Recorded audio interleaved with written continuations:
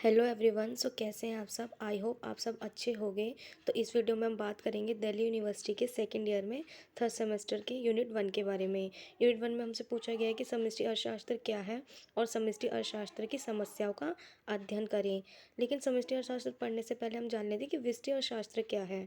ठीक है, क्योंकि हमने फर्स्ट ईयर में क्या पढ़ा है, व्यष्टि अर्थशास्त्र पढ़ा है, तो हमें पता होना चाहिए कि व्यष्टि अर्थशास्त्र क्या है। तो व्यष्टि अर्थशास्त्र के अंतर्गत हम जो अर्थव्यवस्था का अध्ययन करते हैं वो कैसे करते हैं, छोटे स्तर पर करते हैं। लेकिन जो समष्टि अर्थशास्त्र है, समष्टि अर्थशास्त्र के अंतर्गत हम क्या करते हैं, अर्थव्यवस्था का अध्ययन कैसे करते हैं, बड़े स्तर पर करते हैं। ठीक है, आइए इसके डेफिनेशन के बारे में देखते हैं। तो समष्टि का तात्पर्य क्या होता है, बड़ा। ठीक है, समष्टि के अंतर्गत हम क्या करते हैं, संपूर्ण अर्थव्यवस्था की विभिन्न इकाइयों का अध्ययन और विश्लेषण सामूहिक रूप से करते हैं। ठीक है, इसमें सामूहिक मांग व पूर्ति, राष्ट्रीय आय, सामान्य कीमत स्तर, राष्ट्रीय उत्पाद, बचत व निवेश इत्यादि का अध्ययन किया जाता है, सामूहिक रूप से किया जाता है। ठीक है, अब बहुत सारे अर्थशास्त्री थे जिन्होंने समष्टि अर्थशास्त्र के संबंध में अपनी थ्योरियाँ दी थी। तो उसमें से मैंने कुछ ही थ्योरी को लिखा है यहाँ पर। तो जैसे है बोल्डिंग के शब्दों में, बोल्डिंग के एक अर्थशास्त्री थे जिन्होंने क्या दी थी, अपनी एक थ्योरी दी थी समष्टि अर्थशास्त्र के संबंध में। तो उन्होंने कहा था कि समष्टि अर्थशास्त्र का वह भाग है जो प्रणाली के सभी औसतों व समूहों का अध्ययन करता है। ठीक है, मतलब प्रणाली में जितने भी औसत हैं, समूह हैं, उनका क्या करता है, सभी का अध्ययन करता है। ये किसने कहा था, ये कहा था बोल्डिंग ने। ठीक है, ऐसे ही एम एच स्पेंसर हैं। एम एच स्पेंसर ने क्या कहा था कि समष्टि अर्थशास्त्र का संबंध समस्त अर्थव्यवस्था अथवा उसके बड़े बड़े क्षेत्रों से है। ठीक है, मतलब समस्त अर्थव्यवस्था, संपूर्ण अर्थव्यवस्था और उसके बड़े बड़े क्षेत्रों से हम क्या कर रहे हैं, उसका अध्ययन कर रहे हैं। ये किसने कहा था, एम एच स्पेंसर ने। ठीक है, इसके अंतर्गत ऐसी समस्याओं का अध्ययन किया जाता है जैसे कि बेरोजगारी का स्तर हो गया, मुद्रास्फीति की दर हो गई, राष्ट्र का कुल उत्पाद इत्यादि, जिनका संपूर्ण अर्थव्यवस्था के लिए महत्व होता है। ठीक है, ये दो अर्थशास्त्रियों की थ्योरी मैंने आपको यहाँ पे बताई है। पहले कौन थे, पहले है बोल्डिंग और दूसरा एम एच स्पेंसर। ठीक है, अब है व्यष्टि अर्थशास्त्र और समष्टि अर्थशास्त्र में अंतर। ठीक है, व्यष्टि अर्थशास्त्र और समष्टि अर्थशास्त्र में अंतर भी देख लेते हैं। तो सबसे पहला पॉइंट मैंने लिखा है समुच्चय की मात्रा, डिग्री ऑफ एग्रीगेशन। तो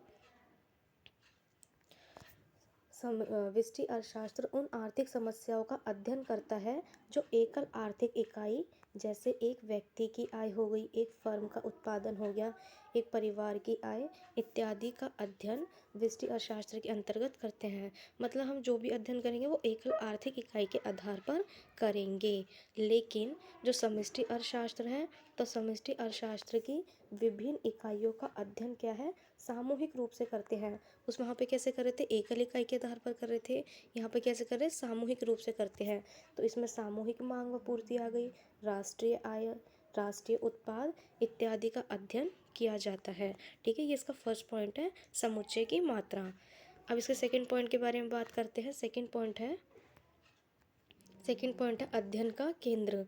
तो व्यष्टि अर्थशास्त्र के अध्ययन का केंद्र क्या है, अनुकूलतम बंटवारे से संबंधित सिद्धांतों, समस्या और नीतियों का अध्ययन करना है। कैसे, बंटवारे से संबंधित जो भी सिद्धांत होते हैं, उनकी समस्याएं होती हैं, वो कौन देखता है, व्यष्टि अर्थशास्त्र के अध्ययन का केंद्र होता है।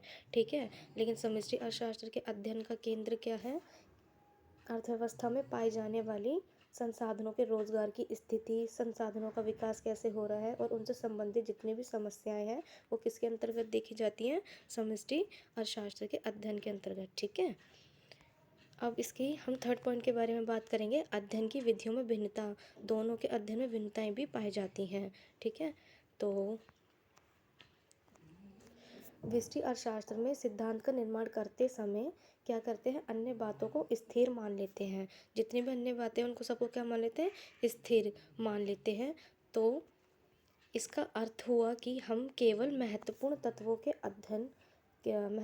के संबंधों का ही अध्ययन करते हैं। सिर्फ इसमें हम क्या करेंगे, जितने भी महत्वपूर्ण तत्व के संबंध हैं उन्हीं का ही अध्ययन करेंगे, सभी का अध्ययन नहीं करेंगे।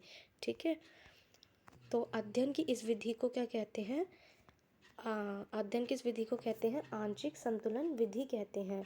ठीक है। जो भी हम व्यष्टि अर्थशास्त्र की उसमें अध्ययन करते हैं तो इस विधि को हम क्या कहते हैं, आंशिक संतुलन विधि कहते हैं। अब हम बात करते हैं समष्टि की। तो समष्टि अर्थशास्त्र में आर्थिक तत्वों का सामूहिक अध्ययन किया जाता है। मैंने आपको पहले बताया था, इसमें हम क्या कर रहे हैं, सामूहिक अध्ययन कर रहे हैं। और आर्थिक तत्वों में परिवर्तन का अन्य बातों पर भी प्रभाव पड़ता है। व्यष्टि अर्थशास्त्र में अन्य बातों पर प्रभाव नहीं पड़ रहा था, उसमें हमने अन्य बातों को स्थिर मान लिया था। इसमें क्या है, अन्य बातों पर भी प्रभाव पड़ता है। ठीक है। और इसके अध्ययन की विधि को क्या कहते हैं, अर्ध सामान्य संतुलन विधि कहते हैं। ठीक है। इसके अध्ययन की विधि क्या है, अर्ध सामान्य संतुलन विधि। अब देखते हैं उद्देश्यों में भिन्नता, दोनों के उद्देश्यों में भिन्नताएं भी होती हैं। तो व्यष्टि अर्थशास्त्र का उद्देश्य क्या है, साधनों के उचित बंटवारे से संबंधित सिद्धांत, समस्या व नीतियों का अध्ययन। मैंने आपको बताया था कि इसके अंतर्गत हम क्या करते हैं, बंटवारे से संबंधित जितने भी सिद्धांत हैं, समस्याएं हैं, नीतियों इत्यादि का अध्ययन करते हैं। ठीक है। लेकिन देखो लेकिन समष्टि अर्थशास्त्र का उद्देश्य क्या है, समष्टि अर्थशास्त्र का उद्देश्य है संसाधनों का पूर्ण रोजगार और संसाधनों के विकास नीतियों का अध्ययन करना। ठीक है। मतलब संसाधनों का पूर्ण रोजगार और उनके विकास की नीतियों का अध्ययन करना, ये इनके उद्देश्य हैं व्यष्टि और समष्टि के। अब इसका 5th पॉइंट देखते हैं, विश्लेषणात्मक अंतर।